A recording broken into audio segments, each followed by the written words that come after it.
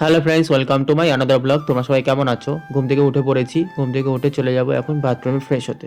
তার কিছুক্ষণ পর ফ্রেশ হয়ে চলে আসলাম।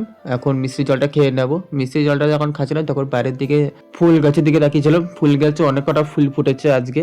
তারপরে চলে আসলাম টেবিলটা পরিষ্কার করতে। টেবিলটা এতটা পরিমাণে নোংরা হয়েছিল, টেবিলটা পরিষ্কার করার কথা দিদাই বলছিল। তারপর পরিষ্কার করে চলে আসলাম ঘরে। ঘরে এসে বসেছিলাম। তার কিছুক্ষণ পরে দিদা আসলো। দিদা বলছিল রান্না হয়ে গেছে, ভাত দিয়ে দেবো। আমি বললাম হ্যাঁ দিয়ে দাও, আমার খিদে পেয়ে গেছে, অলরেডি অনেকটা বেলা হয়ে গেছে, তাড়াতাড়ি খেয়ে নিই। আর আজকে আমাদের এখানে মা মনসা ঠাকুরের ভাসান।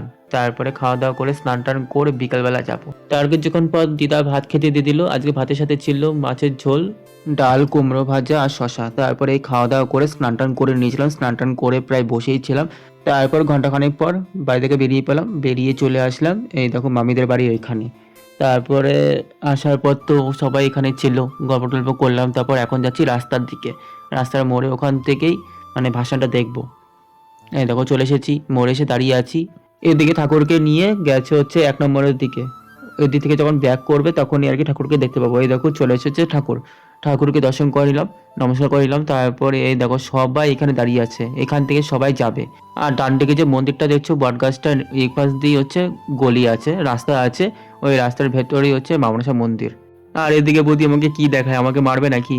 তারপরে দেখো বক্স দাঁড়ি করিয়ে রেখেছিল, মানে পুলিশ এসেছিল, পুলিশ এসে মানে বন্ধ করে দিয়েছিল। পুলিশকে আবার মানে রাজি টাজি করিয়েছে, রাজি টাজি করিয়ে আবার বক্স চালু করেছে।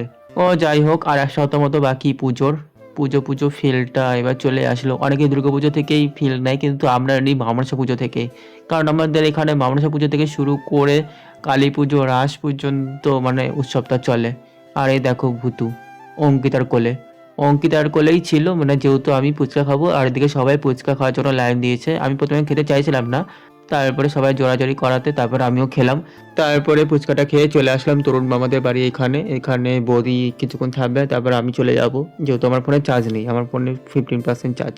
তারপরে সবাইকে টাটা বাই বাই করে বাড়ি চলে আসলাম। এদিকে ভূতুকেও টাটা দিলাম। এই দেখো চলে এসেছি বাড়ি, এখন ফোনটা চার্জে দিয়ে দিই। চলো এখনকার জন্য রাখছি, দেখা হচ্ছে একটু বাদে। টাটা সবাইকে।